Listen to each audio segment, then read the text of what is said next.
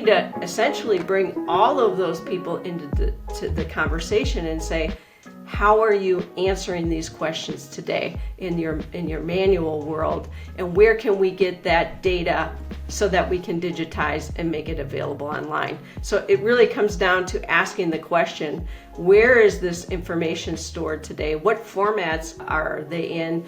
And let's get them moved. And sometimes you're not going to necessarily change the fact that, one organization's been doing engineering and tech pubs in one way for many years and another is doing it a different way. But at least when the customer comes online or the dealer to support multiple pieces of equipment, they have access to this and they have access to that.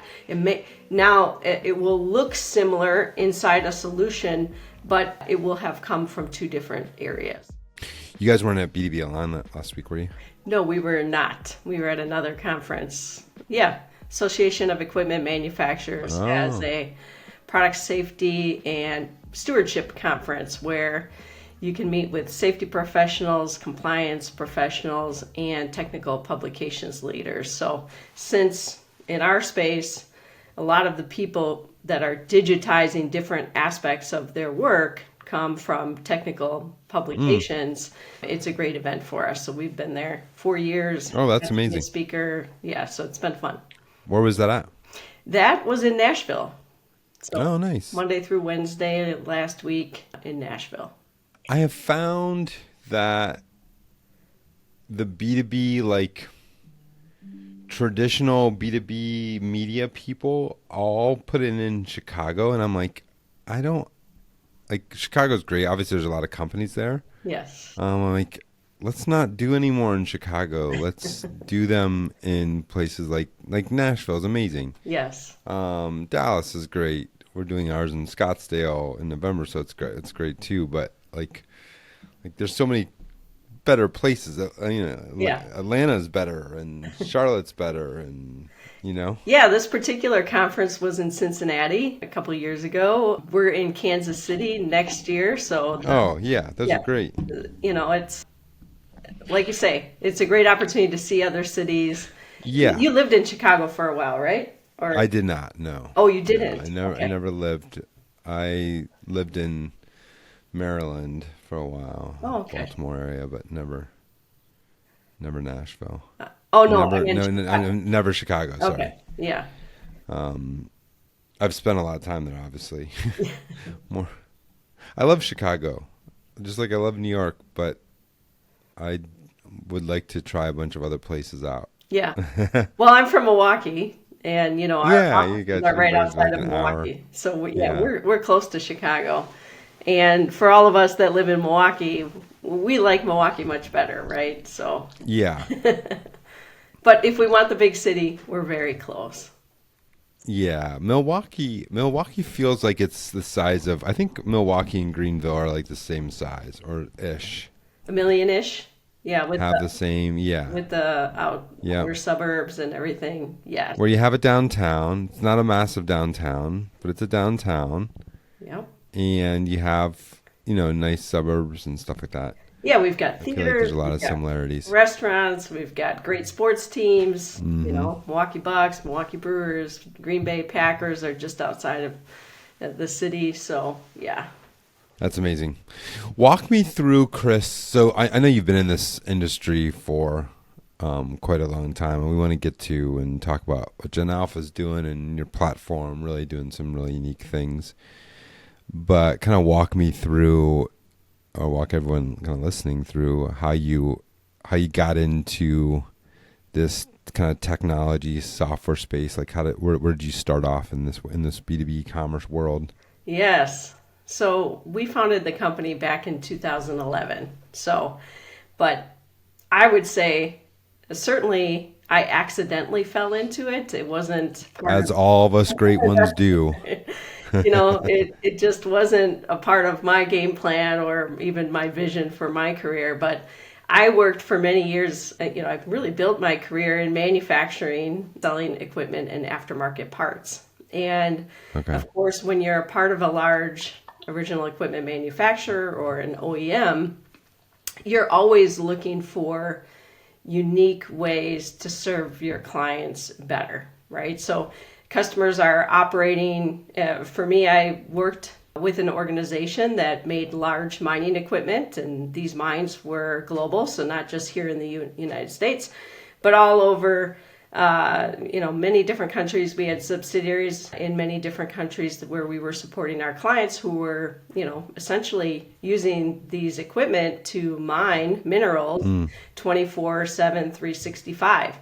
And it was really important to keep equipment running because the moment equipment went down, they were losing productivity, and that productivity could cost upwards of $100,000 an hour if that machine isn't working. Wow.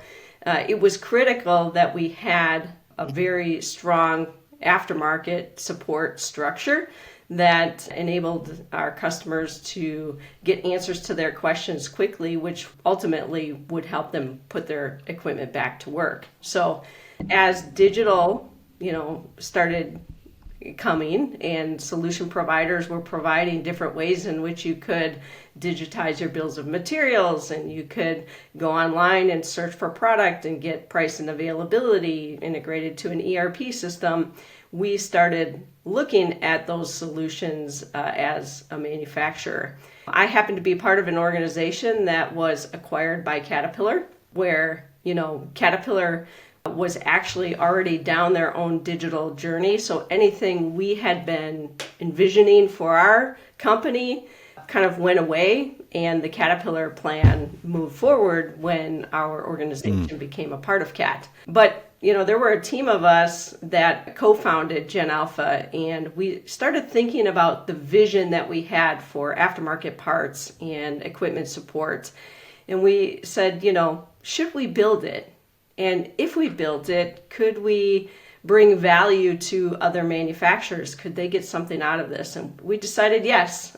So we went off, and as I mentioned, we established our organization in 2011. We got our first customer in 2013, and we've really been going strong ever since then. So that's kind of the background, is that we built the solution as a group of co-founders that we thought our customers would utilize in our own manufacturing experience. So we ended up leaving Caterpillar to, grow our own organization.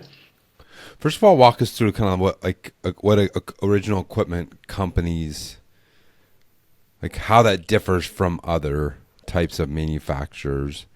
And then let's talk about parts themselves and why it's such a big business inside of these companies, or is that such a big problem inside these companies is more realistic. Yeah. So original equipment manufacturers, they typically have two go-to market strategies. They're either going direct to the customer. So in that case, the OEM has their own technical service arm. They're servicing and supporting their customers globally, and they are selling their products globally direct to clients. A much larger group of OEMs sell through distribution or dealer network, and that dealer network is the face of the customer, or face to the customer, and the OEM produces their equipment, they sell it to their distribution channel, and then the distributor or dealer sells it to the end user, and they maintain the equipment. So original equipment manufacturers really are typically selling machinery. It can be construction machinery, agriculture machinery. It can be industrial products that we would see, inside a factory, where think about plastic injection molding machinery, high-speed machinery that is producing components that might go into, vehicles or other types of industries. All of those pieces of equipment over their lifetime have a maintenance cycle. And that maintenance cycle requires different products to ensure that they're running properly. So just like our vehicles, we have oil changes that we need to regularly have. We rotate our tires. There are different maintenance time periods. Large equipment, whether it's large or even a zero-turn mower that you might be using out for your own lawn, right? All of these have regular maintenance. The other aspect to them is that they break, so many of this machinery doesn't always get repaired in the maintenance time frame that it should. And when it's, and productivity sometimes rules, so a maintenance period is skipped, or it's just in a very harsh environment where that particular application is stretched to its limit and failures occur, which means that the product is down and now it needs to get back up and running. In all of those cases, whether it's regular maintenance or it's a breakdown, they need not just parts. So parts is one aspect, right? They need a digital e-commerce site or a customer support person to help give them price and availability and get the product on order. But more than that, they also need the instruction of what to do, So whether that's a technician that needs instruction that's working for the OEM, whether it's the owner itself that needs that instruction or their own service team, or it's the dealer and the dealer network that needs that. So it's also the guidance of disassembly, reassembly, and putting product back to work safely. So when I think about OEM, those are the specific things that I'm thinking about. A farmer who has farm equipment that needs that during times of harvest and it has to be operating that time period. A construction team who may be out doing road maintenance in the middle of the night and they need that equipment operational because they have deadlines and timelines. Mining operations that are happening around the world 24/7 or right in the factories that are all around us that are producing different products. Those are all applications in which OEMs are selling their equipment into.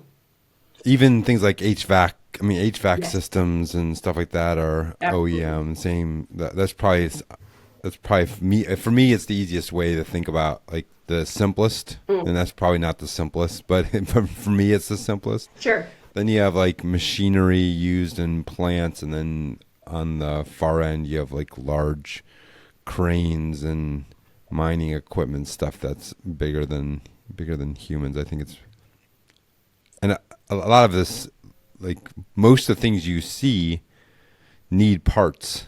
Correct. How is e-commerce different in the world of parts than just a regular e-commerce kind of solution that you would just buy regularly? Yeah. Like why did you think you needed to build something separate from those?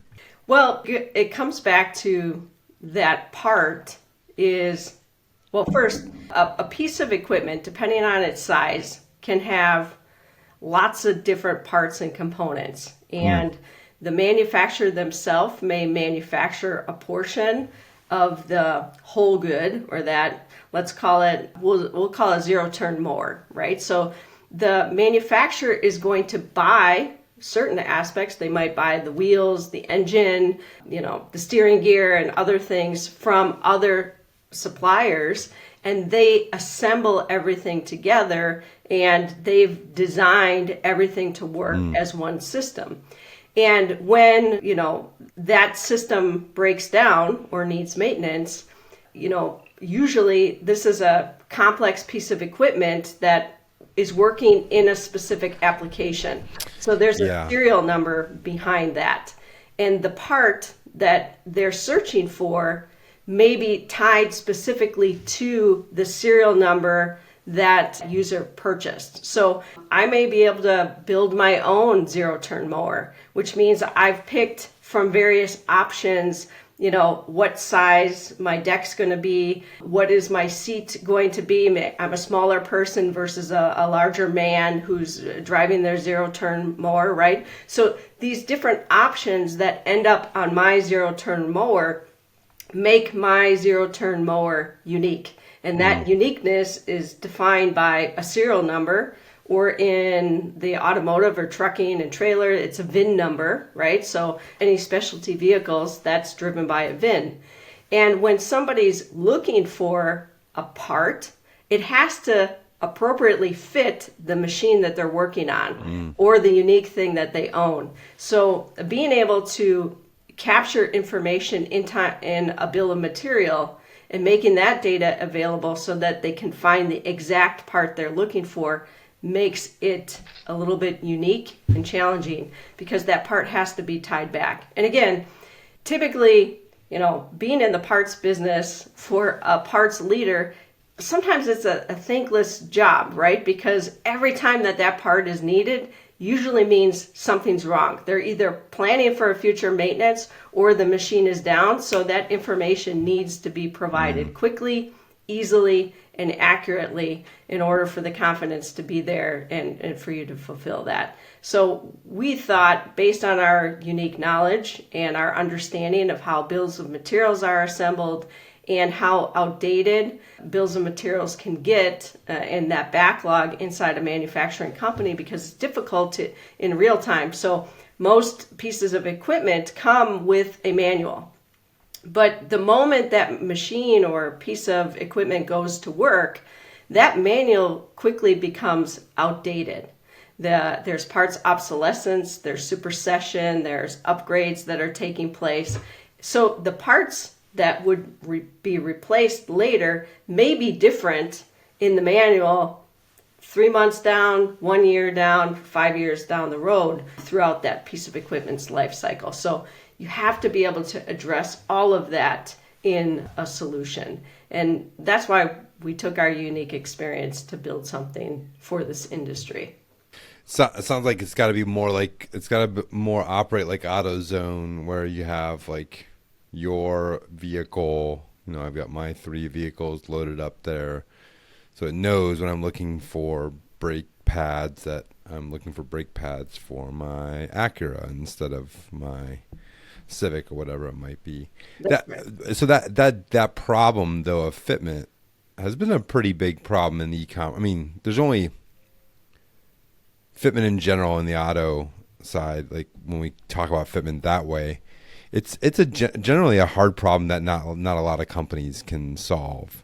What makes that idea of fit, and I'm calling that fitment just as a broader categorization for people listening. Fitment being something, a part fitting to a specific, a serial number, as Kris said, or a VIN number. What kind of makes that unique in the e-commerce, like the management of that e-commerce site? Yeah, so I think if we tied it back to product information. So product information has been a real challenge for most companies, getting good product details, getting images and other things. For manufacturers, they have oftentimes large engineering teams who have, again, designed the engineering and assembled into a whole good exactly what's going to be needed for that form, fit, and function. So manufacturers have these details. They have typically a full bill of materials inside their ERP system that, has parent-child relationships. So that parent might be the serial number like I talked about. And then all of the assemblies that go into that are inside the ERP system, but they're also inside 2D information, 3D information that engineering has available, that when we repurpose that and we digitize it, now people are able to look at the part inside its assembly and its location on the piece of equipment. So now, rather than just having an image, which not all companies have for the thousands of parts, and we have one manufacturer we work with that has 1 million plus parts for all of the installed base of equipment that are out there. So if you think about that make, model, year, kind of like your Acura example, that Acura has a bill of material and likely 2D and 3D drawings that have been produced by engineering for that. And essentially what we do with the manufacturers we work with is we digitize all that so that customers can be mapped to the specific piece of equipment they own, or in the case of a dealer, they're looking up the unique identifier if it's a serial number, and then pulling up that complete bill of materials with the 2D and 3D reference data, and then they can interact with it. They can click on a hotspot is what we call it, that hotspot is linked to that particular product inside the assembly. So again, they get a good visual. And this also becomes very helpful. All of us want to upsell. We want to increase our average order value. If you're seeing the assembly and you notice that, okay, I need the brakes, but I also need, these bolts and these nuts because I'm going to want to replace those. And you can see it in visually, you can add all of the items to your cart that you might need to complete that entire job. And that visual presentation is often a lot better than a single part image or no image in the case of, many of the manufacturers that are out there don't have images for every product outside of a 2D or 3D. So today, you guys kind of visualize the bill of materials through hotspots and drawings. Is that an accurate way to say that? As one way of finding products is to actually look at a drawing and of the product and say, that's the piece I'm looking for, and be able to find it that way? Yes. So they can either, if they would know the exact part number, they could search by a part number. Yeah. But often what they're doing in our world is they're searching first by their equipment. And then within the equipment, they're either searching by a description, or they're searching by a part number, or they're searching by a section of the machinery. And yes, we have what we call exploded diagrams. Those exploded diagrams are calling out the different parts within that diagram, and it has a visual representation for them. And that can be in 2D or 3D. And again, we're just repurposing data that already exists in the organization. So where they often struggle is bringing data in, or data that they don't have. In this case, manufacturers do have this data, and we're leveraging that. Do you see more of this used at the manufacturer level or the distributor? Do you see a lot of distributors trying to put parts programs out there like this, or is it more heavier towards the manufacturer? Well, for most dealers and distributors, because they represent multiple manufacturers' product, right? So they're carrying multiple brands. Unfortunately for them, it's not always consistent what every manufacturer is doing. And they don't have the manufacturer's drawings to be able to digitize that. So often it depends on the manufacturer they're working with and the permissions that they're given with the data on how far a distributor or dealer can go with that. Most dealers and distributors we're working with, they're just building a parts site, and they're more doing the attribution so that when I'll go back to your word fitment, so it's more fitment. So it's I'm looking for parts in this particular product.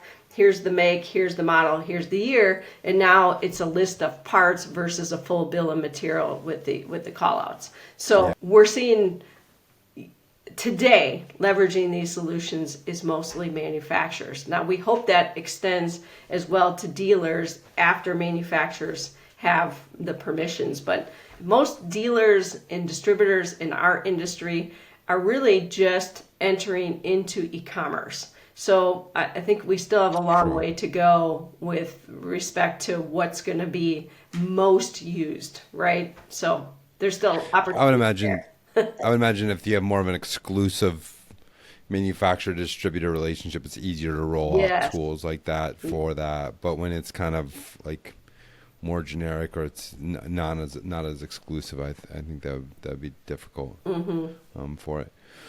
So in the e-commerce, like, explain, and then we'll make sure we include we'll do some videos of actual demonstration here for everyone to be able to see this too and attach to here.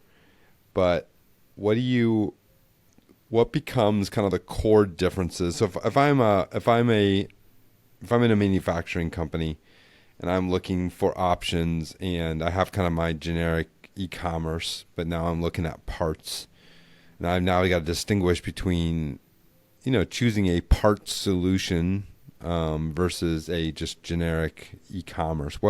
How do you help companies think through those types of decisions, and when is the best time to look for something more specific for parts? Yeah. Well, I think if you're a parts organization, certainly you know that it's a profitable part of your business. So those companies that are supporting original equipment know right away that they have a unique opportunity in parts, and they want to leverage parts solutions. So, typically at GenAlpha, we're not competing with a Shopify or a Magento or a BigCommerce. Not to say that they're not out there and not that people don't look at those solutions, but we're often competing with an SAP or any ERP, right? Any ERP provider that has a commerce solution, or a CRM company who has a maybe already established relationship with the manufacturer, and they're trying to, increase their footprint within that organization. So if you have a parts business, then you would know that GenAlpha and Equip 360 would be right for you. What I would say about Equip 360 that might be unique as compared to other providers. And Equip 360 is the software platform within GenAlpha, right? Correct. Yeah. Okay. So when I refer to Equip 360, that is our proprietary solution that we're using. And so, we think about more than just parts, right? So a complex piece of equipment often has to be, configured with its various options. So Equip 360 also has a product configurator module, which is like a CPQ solution. So for those manufacturers or distributors who are working with us, who are also selling complex pieces of equipment, it might be that their customers are already coming here to purchase parts, and one day they may want to turn on a product configurator so that they can purchase whole goods as well. So that may be one thing that people are thinking about. Also, parts and warranty are heavily tied together when it comes to the initial purchase of an original piece of equipment, right? That piece of equipment goes to work. Typically, it's under a warranty period. And under warranty support, the whole product registration, warranty claim management, we have the ability to turn on a module for that as well. We also have an RMA module. RMA stands for Return Materials Authorization.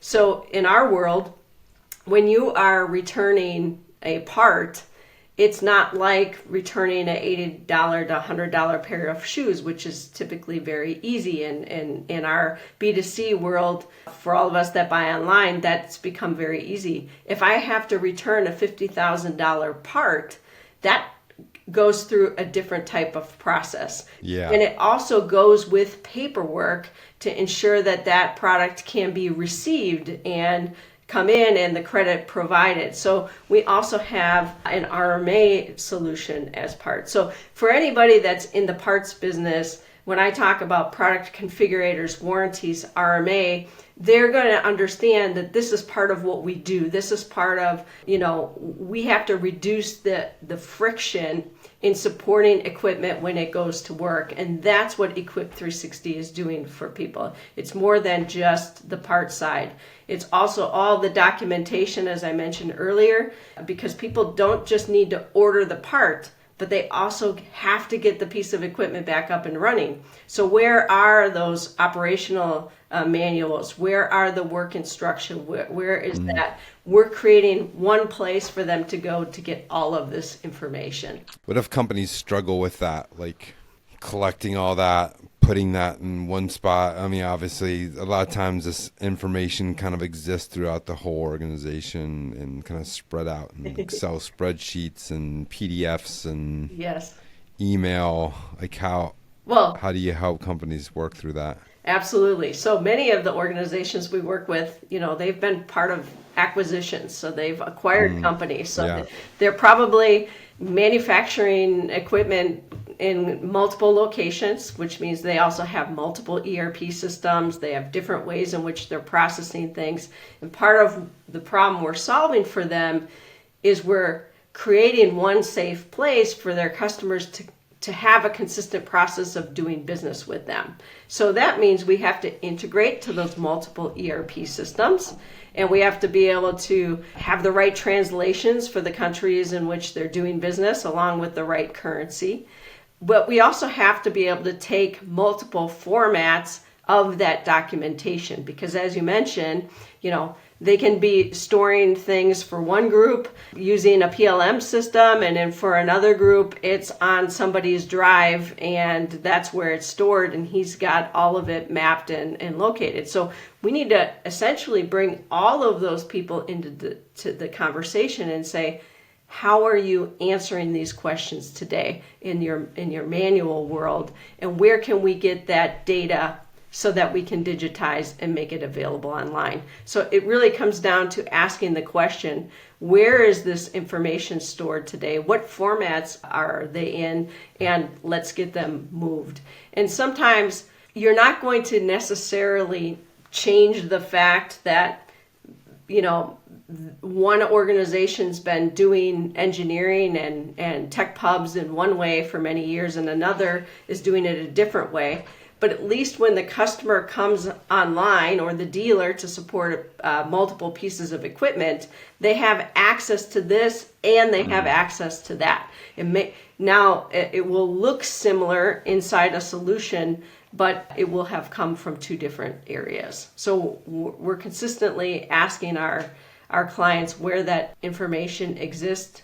Let us see it, show it to us, and then we're sometimes manipulating it to bring it in so that it has that consistency. How, if you're an agency or you're a system integrator or a consultant, you're watching this and you work with manufacturers, I find that a lot of times we don't understand the distinctions often in this industry about different types of companies and different types of problems, right? That kind of hear e-commerce or selling and it just kind of means one thing to everyone, instead of parts is significantly different from other parts of the business, right? Selling equipment and configuring equipment is different from buying parts for that equipment, right? Right. Yeah. There's just lots of distinctions here that how for kind of those consultants kind of working with customers, how would you describe like what to kind of keep in mind if they're working with manufacturers, or when to engage someone like you guys in this process? Yeah, I would say if you're working with an organization who has bills of materials to support their product and technical publications documentation like a parts manual or an operator's manual is what's utilized to help solve the identification of the part, but then also how to put that part into the piece of equipment, that would be a good time to engage with us. If you recognize that when you ask people to show you the journey, how are they solving problems for their customers today, when they don't know the part number, which is a big part of, we have a couple different paths inside an e-commerce solution. You have those people who know the exact part number because they've owned a fleet of equipment for a long period of time and they frequently order maybe consumables. So they know these parts at the top of their head, the buyer does. But more often what's happening, especially as the younger generation takes on these new roles, is that they don't know the name of the part. Right. Often they have never seen it before, and they certainly don't know the part number. So, it's when you're asking the customer support team, how do you solve these problems today? And they go to these resources, like I mentioned, that's when it's time to engage GenAlpha and take a look at Equip 360. So, Kris, how do people get a hold of GenAlpha if they're interested in learning more? How do they get more information from Equip 360 and what you guys are doing? Yeah, so we are very active on LinkedIn. So if you want to follow Yes, you are. Thank you. If you want to follow GenAlpha, or please connect with me, Christina Harrington with a K, certainly can connect with me on LinkedIn. But then genalpha.com is our website, so that's GENALPHA.com. And we do provide a lot of resources on our website too. I would encourage people to go there, look at our resources, lots of blogs, videos, and other podcast webinars that we do to ensure that we're educating, because a big part of this is really educating people on the problems that we help solve. And, we do 12 production releases a year. So I'm very proud of the team that I get to work alongside and the work that we do. And we're continuously bringing solutions to this market. We work with our customers. Our customers help us fill our backlog with good things that either their dealers or their end customers need as part of our solution. And then we design that in. And everybody gets to benefit from that as part of our SaaS solution. So definitely connect with us on LinkedIn, and you can go to our website. Amazing. Appreciate you taking some time to explain this. I think often we don't understand the distinctions, and we were talking about this off air. We don't understand the distinction of so many of these businesses.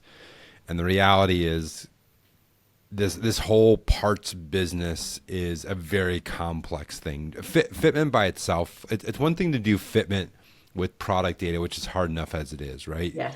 Being able to fill out one product can belong to multiple other products, which are part of other sub-assemblies. The sub-assemblies are part of other sub-assemblies, which is part of other assemblies, Yes. right? The complexity and the layers of that part of it is like in just the data model is very, very hard and complex. Yes.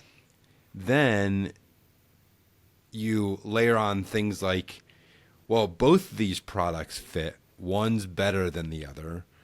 Both of these products fit. This product is no longer available, so it's got to be replaced with this product. Mm-hmm. And then feeding this all into the customer experience, right? So that search, when you're typing something into search, that search is narrowing it down according to the product that you're looking for it in, right? So that when I'm looking for brakes for my Acura, it only gives me brakes for my Acura and not brakes for something else.